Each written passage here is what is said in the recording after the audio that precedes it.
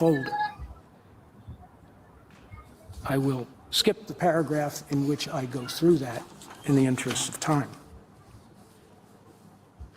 There is no basis for questioning his credibility or his expertise or his deep experience in proving international crimes before international criminal tribunals. Nor is there any reason to doubt Mr. Kumjian's testimony about why the Rohingya express fear about giving their statements or having their identities revealed.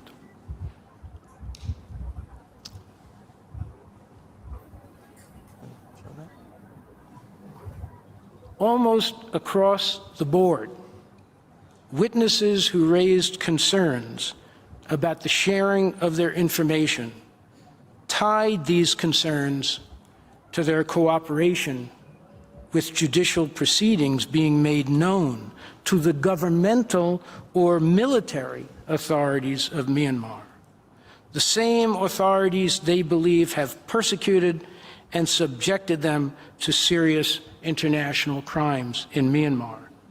These concerns have not ameliorated over time as the violence and commission of serious international crimes have continued to escalate in Myanmar, including in Rakhine State.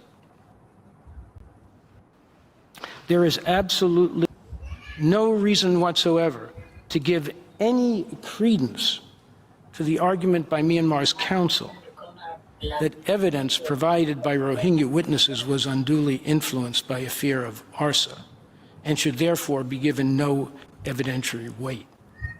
To the contrary, it took great courage on their part, as well as the protection offered to them by the FFM and IIMM, to overcome their fear of the Tatmadaw and tell their stories to the world in the hope that the world would listen and that some measure of justice would be provided to them. Mr. President, members of the Court, the IIMM witness statements and analytical reports and the affidavit of the head of the IIMM fully confirm and corroborate the findings of the FFM and provide further justification for the Court's reliance on the 2018 and 2019 reports. And that is not all. In the next part of my presentation, I will show how the reports of prominent, authoritative, and independent NGOs, signed witness statements, and the compelling witness and expert testimony you heard last week all further confirm and corroborate the findings of the United Nations FFM. They constitute powerful and persuasive additional support for the reliability and authority of the FFM's comprehensive report. In so doing, I will expose the failure of Myanmar's attempts to discredit this evidence. And I will do more than describe the evidence for you. I will show it to you. I begin with the investigation conducted by the Public International Law and Policy Group, PILPG, at the behest and with the support of the United States Department of State. The investigation included interviews in Bangladesh in February 2018 with 1,024 Rohingya witnesses and victims, almost as many as the 1,294 interviewed by the fact-finding mission. The report, published in December 2018, describes the investigation's methodology, and I will go through it as quickly as I can with you so that you can see the seriousness and the probity of this investigation. In February 2018, PILPG assembled an investigation team of 18 highly experienced and trained international investigators from 11 countries to conduct its investigation mission. This investigation team included former prosecutors and investigators from a range of countries and international criminal tribunals, former investigators from Darfur and South Sudan investigation missions, military and security experts, and international criminal accountability experts.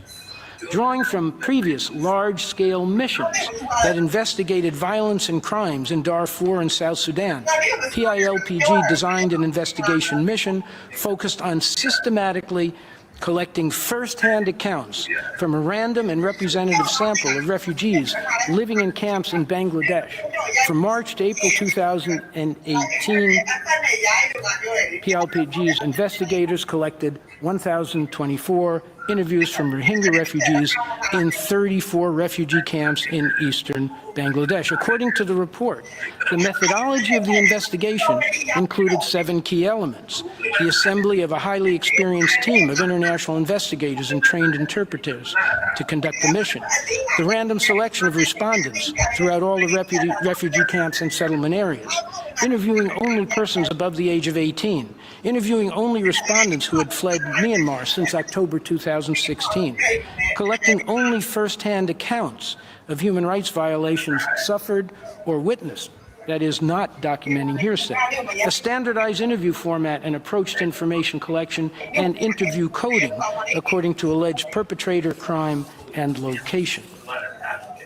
The qualifications of the investigators and the sophisticated methodology employed gave assurances of the PILPG's independence, competence, and reliability. The investigation led to the following conclusions. Of all 18 investigators who took part in the mission was that the major attacks on the Rohingya leading directly to their displacement involved a premeditated and well-coordinated operation. The mass killings and accompanying brutality, including against children, women, pregnant women, the elderly, and those crossing the border to Bangladesh, further suggests, however, that at least in the minds of some perpetrators, the goal was not only to expel, but also to exterminate the Rohingya. As one investigator concluded, while one can debate whether Burma's goal was to exterminate the Rohingya or merely push them out of the country, there were striking examples that indicate a possible desire to go far beyond pushing the population into Bangladesh. I was struck by the mass murder of Rohingya, even once they were about to enter Bangladesh. I heard several reports of hundreds or thousands of people being killed with bombs and guns while waiting on the riverbank to cross into Bangladesh. I also heard reports of military speedboats purposely running into canoes full of refugees, which would then tip over and everyone would drown. In both of these examples, the Burmese had basically achieved their desire to force the Rohingya into Bangladesh, yet that wasn't sufficient. Instead, they preferred the Rohingya dead. As Mr. Suleiman told you, the PILPG report considered whether the clearance operations could have been an authentic counterinsurgency response. The pretense of a clearing operation to protect the state from a Rohingya terrorist insurgency threat rings hollow in the face of so much of this data. The U.S. State Department published its own analysis of the evidence collected by the PILPG. It illustrated this in a series of charts, 2 of which I will display for you. On this one, you will see the percentage of respondents who reported specific destructive acts. 82% reported witnessing hut and village destruction. The same percentage reported witnessing killing. You will see that 51% reported witnessing sexual violence. The second chart is a map showing rape and gang rape witnessed across northern Rakhine State during the clearance operations and who the perpetrators were. As you can see, rape and gang rape were perpetrated across a broad geographic region, almost the entirety of northern Rakhine State. The vertical bar on the left shows that 81% of these rapes and gang rapes were perpetrated by the Tatmadaw, and almost all the rest by other Myanmar security forces. This is a partial response to a question from Judge Charlesworth about the locations where sexual violence occurred. A fuller response will be given by Mr. Lowenstein. The next investigation was conducted jointly by the United States Holocaust Memorial Museum and Fortify Rights. Referring to the clearance operations in October 2016 and August 2017, the report states that investigators traveled to Rakhine State, that is, they went into Myanmar, and areas along the Bangladesh-Myanmar border before and during both rounds of military-led attacks on civilians. Fortify Rights visited locations along the Naf River, which separates Myanmar and Bangladesh, refugee camps in Bangladesh, forested enclaves on the border, and villages where Rohingya survivors sought refuge. This report is based on more than 200 in-depth, in-person interviews documented primarily by Fortify Rights with Rohingya survivors and eyewitnesses of atrocity crimes, including more than 100 Rohingya women, as well as aid workers. The report included these findings. Over the past year, Fortify Rights and the Simon Scott Center of the U.S. Holocaust Museum documented how the Myanmar Army, Air Force, police force, and armed civilians carried out an unprecedented, widespread, and systematic attack on Rohingya civilians throughout northern Rakhine State with brutal efficiency.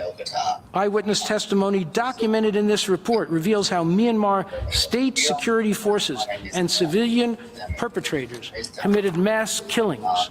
State security forces opened fire on Rohingya civilians from the land and sky. Soldiers and knife-wielding civilians hacked to death and slit the throats of Rohingya men, women, and children, and Rohingya civilians were burned alive. Soldiers raped and gang-raped Rohingya women and girls and arbitrarily arrested men and boys en masse. The report continued. Satellite imagery corroborates eyewitness testimony describing how Myanmar authorities and others razed Rohingya-owned homes and properties throughout northern Rakhine State, destroying hundreds of villages and entire village tracts. Excuse me. The report concluded, there is mounting evidence to suggest these acts represent a genocide of the Rohingya population. Fortify Rights also conducted a separate investigation based primarily on 254 interviews with eyewitnesses and survivors of human rights violations, as well as with Myanmar military and police sources, Myanmar military analysts, members of ARSA, Bangladesh military and government officials, a Rakhine Buddhist monk, and international and local humanitarian aid workers.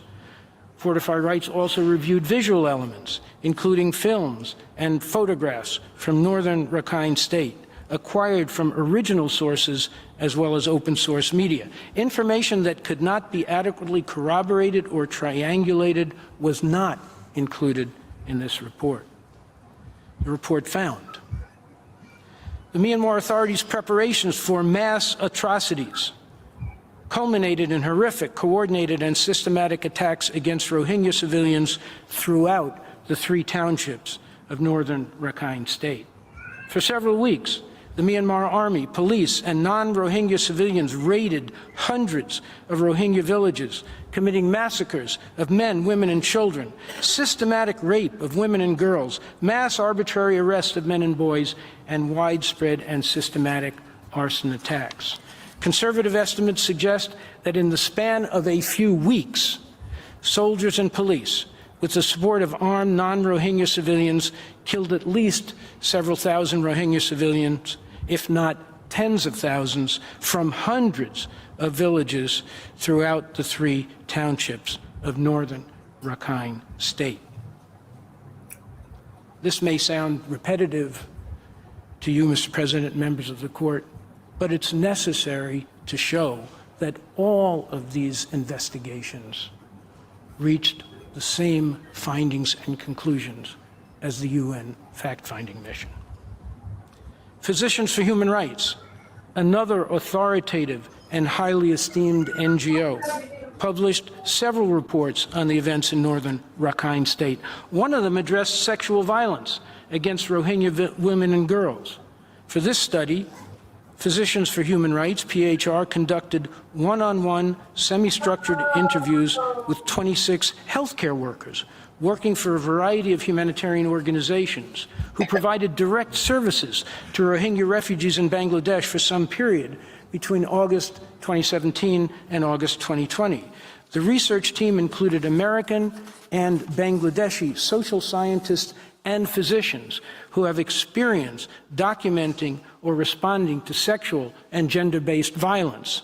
The study concluded, sexual violence against the Rohingya in Myanmar was widespread and followed common patterns, according to accounts by healthcare workers who cared for the Rohingya refugees who fled to Bangladesh following the violence in Myanmar in 2017.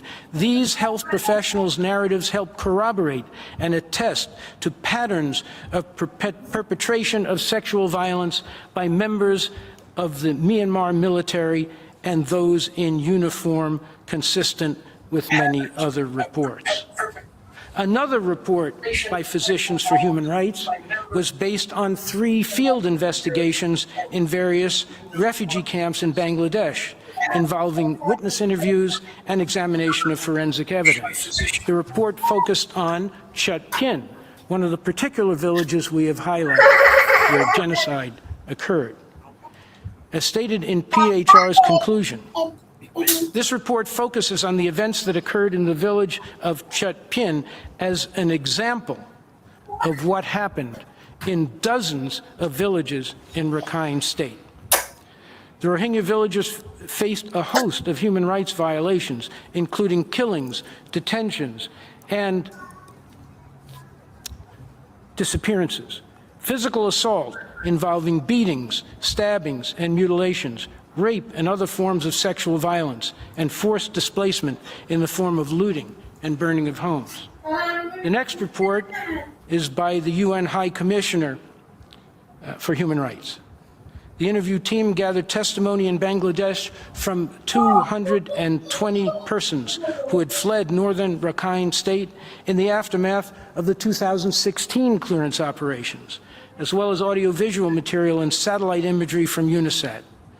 The High Commissioner concluded, the testimonies gathered by the team, the killing of babies, toddlers, children, women, and elderly, opening fire at people fleeing, burning of entire villages, massive detention, massive and systematic rape and sexual violence, deliberate destruction of food and sources of food, speak volumes of the apparent disregard by Tatmadaw and BGP officers that operate in the lockdown zone for international human rights law. In particular, the total disdain for the right to life of Rohingyas. Mr. President, I could show you at least 40 more reports from reputable, independent UN and NGO sources that support the Gambia's claims of genocide. They are all part of the evidence in this case.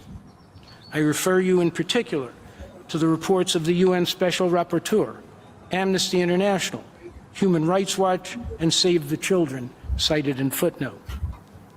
But perhaps of particular interest and worth showing you here are the reports cited and relied on by Myanmar in its oral and written pleadings. As Judge Cleveland has pointed out, Myanmar cites these third-party reports in support of its own case, while claiming that the reports relied on by the Gambia, including from the very same sources, are entitled to no evidentiary weight. Here are some examples from the reports on which they rely.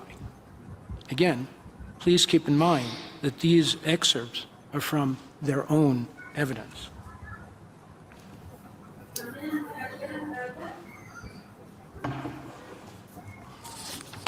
The first of these is a report from the International Crisis Group published in December 2016. Myanmar cited it 52 times in their written pleadings.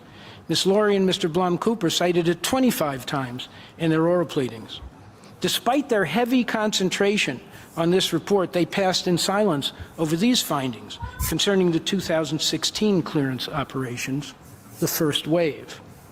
After the 9 October attacks, there were multiple reports of suspects being shot on sight, burning of many houses, looting of property, and seizure or destruction of food stocks, as well as of women and girls raped. Humanitarian agencies have been denied access to some 30,000 people in the sealed-off area, as well as 130,000 previously receiving life-saving aid, with few exceptions. In the same report, the International Crisis Group rejected Myanmar's denial of responsibility for these atrocities. Blanket denials, even of factual claims based on satellite imagery or international media reports from the ground of flight to Bangladesh, are not plausible and undermine the credibility of its other claims. Some counter-narratives clash with satellite data. For example, that local Muslim villages are torching their own homes to get international sympathy, or that it is arson. Analysis of that data shows destruction of at least 1,500 buildings. This is in 2016. Some villages were systematically destroyed over days rather than isolated geographically dispersed events, as would be expected from individuals or small group hit-and-run attacks. Moreover, much arson took place during military operations when many troops were present, not only at the time of attacks, but over subsequent days. The ICG, on which they rely, also said this. Potentially even more serious is that the repeated blanket government denials, widely disseminated via the state media in English and Burmese, reinforce a climate of impunity for troops that is particularly dangerous in a context of widespread negative sentiments toward the Muslim population at all levels of the military and in society as a whole. The state media has published disturbing opinion pieces, for example, one that referred to the Arakan state situation as caused by detestable human fleas that we greatly loathe for their stench. The International Crisis Group published another report in December 2017, following the second wave of the clearance operations in October 2017. Myanmar cited it 35 times in its written pleadings and 7 times at these hearings. But they did not tell you what the report concluded. A brutal military response that failed to discriminate between militants and the general population, followed by continued insecurity and restrictions that have imperiled livelihoods, has driven more than 624,000 Rohingya into Bangladesh. This is one of the fastest refugee exoduses in modern times and has created the largest refugee camp in the world.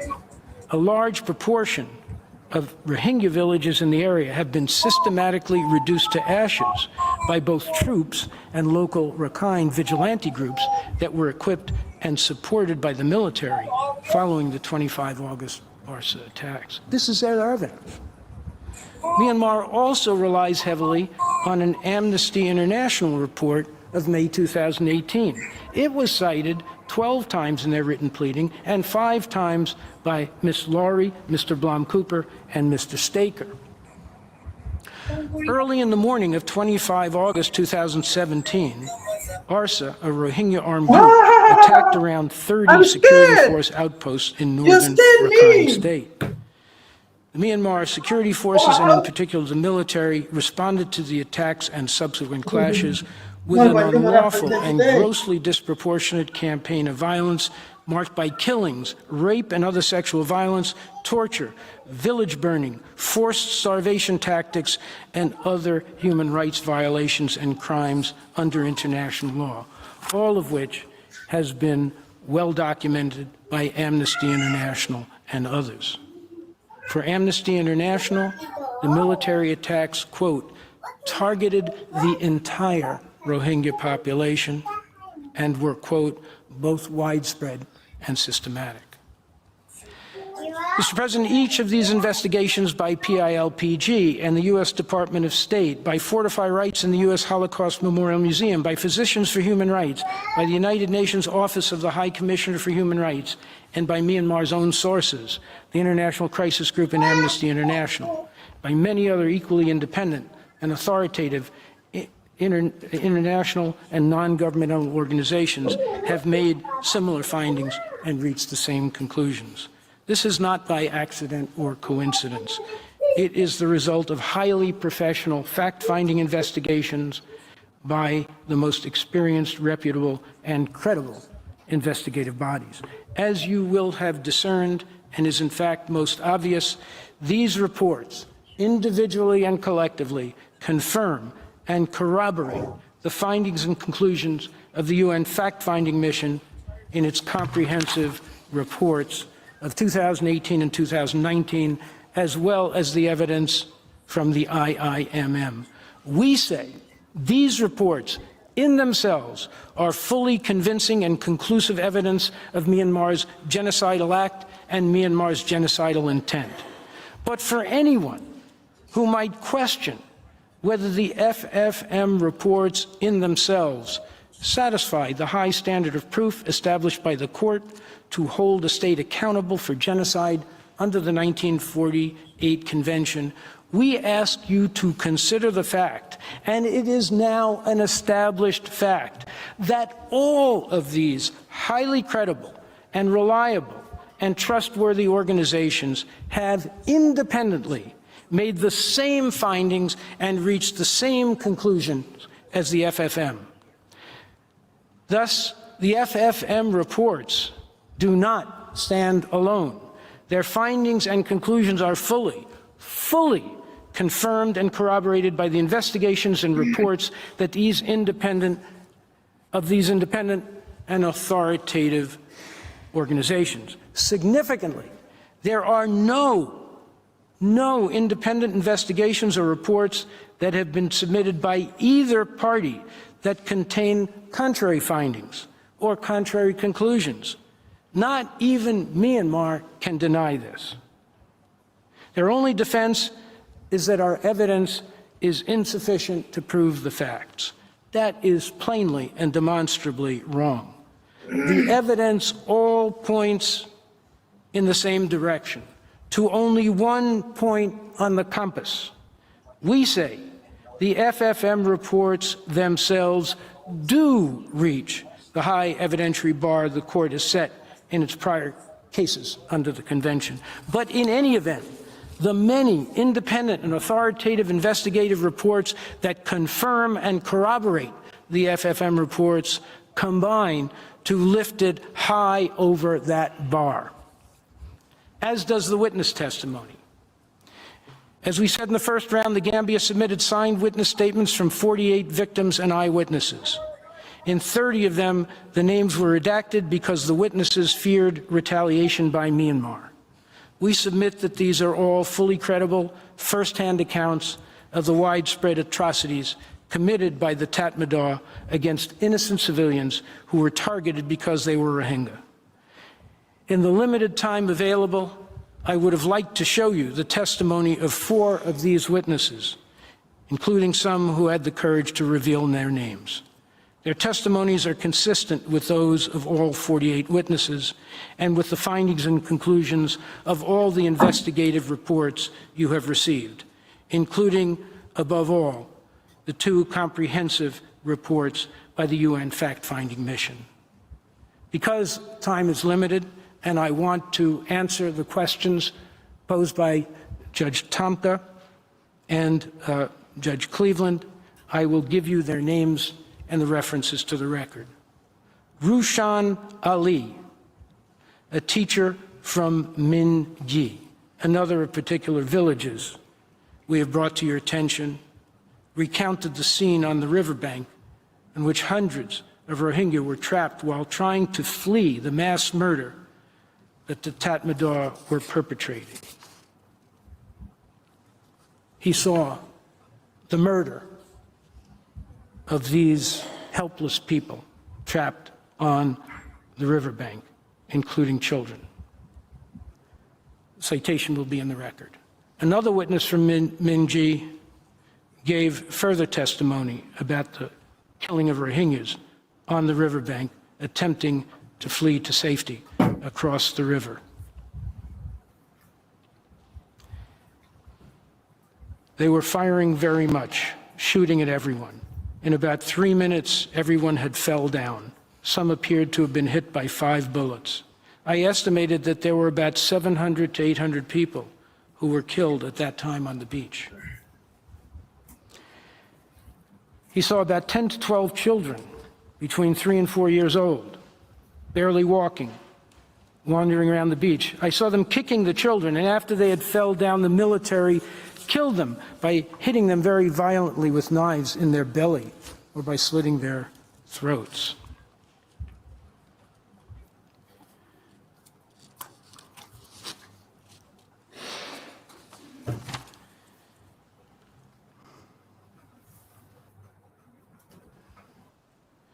The IMM provided one witness statement with a witness's name, Karim Ullah from Chetpien.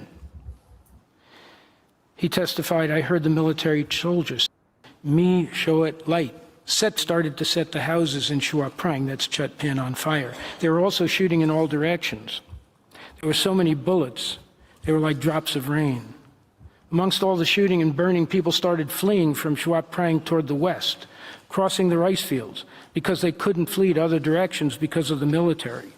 Villagers got shot while they were running away from the village. I saw the bodies of those people later that day.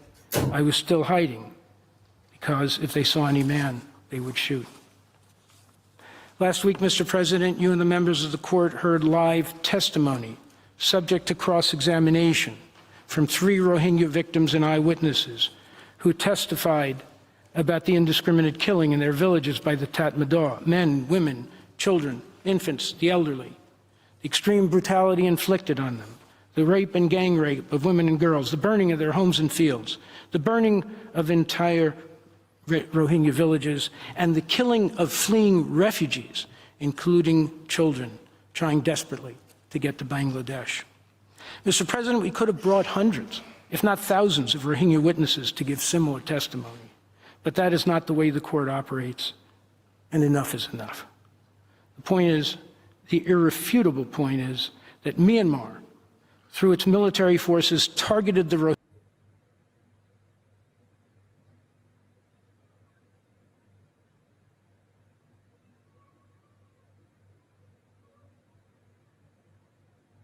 Rohingya group because they were Rohingyas.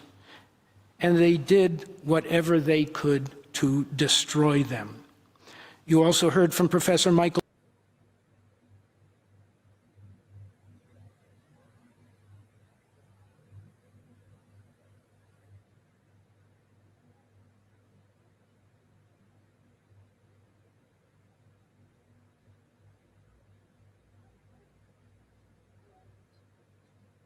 Newton, an expert on counterinsurgency. As you will certainly recall, he testified that the Tatmadaw violated every principle of counterinsurgency.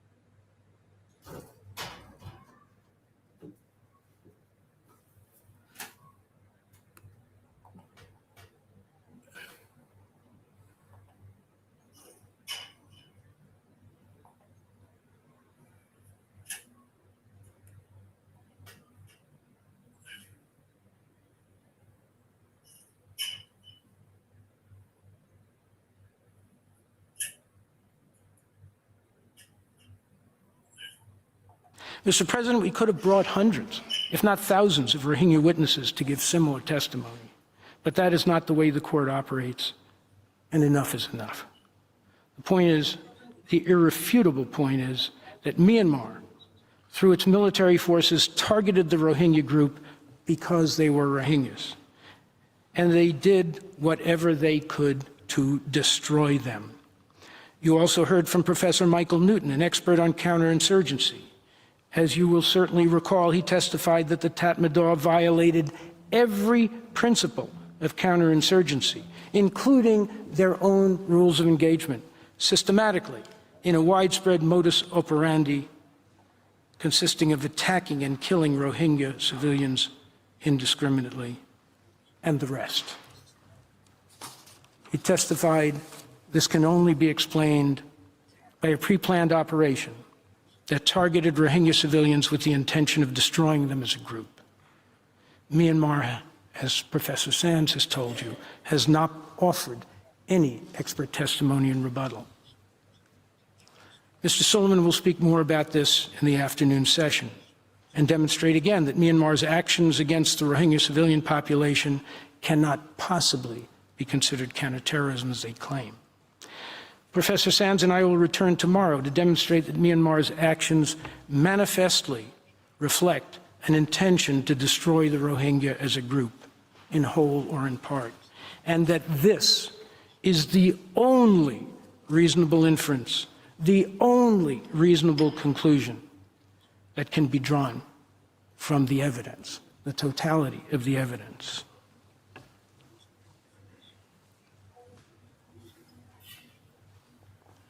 Mr. President, I will conclude by giving the Gambia's responses to the question from Judge Tomka and the first question from Judge Cleveland.